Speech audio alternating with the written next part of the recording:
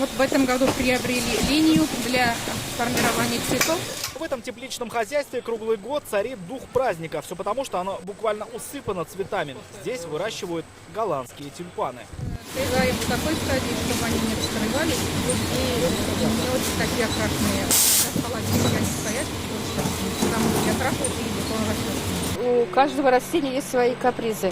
Тюльпаны тоже они теплолюбивые. И поливать их надо, ухаживать надо, все смотреть.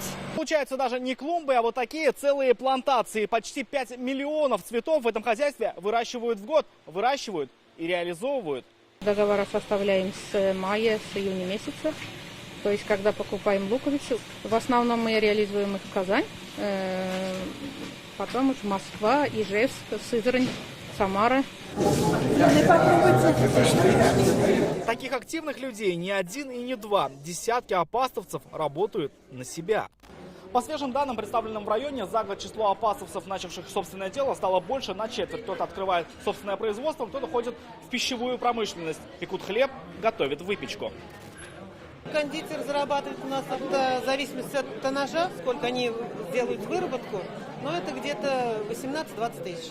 В Апастовском районе среднемесячная заработная плата составила 26 042 рубля. К сожалению, это один из наиболее низких показателей, 40-е место по республике.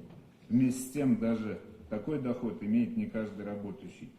В районе 80 работодателей, которые выплачивают зарплату ниже МРОТ, 131 семья с детьми имеют среднедушевой доход ниже прожиточного минимума. К слову, все эти данные озвучили на районной сессии, которая в этом году проходит не в здании районного ДК, а в здании Дома культуры соседнего поселка. Все потому, что там идет масштабный ремонт. Апастовцы готовятся к третьей знаковой дате этого года, 90-летию своего района. Рамиль Шайдуллин, Александр Лобанов, ТНВ, Апастовский район.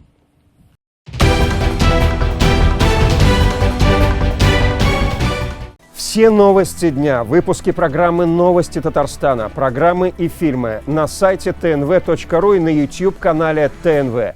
Подписывайтесь.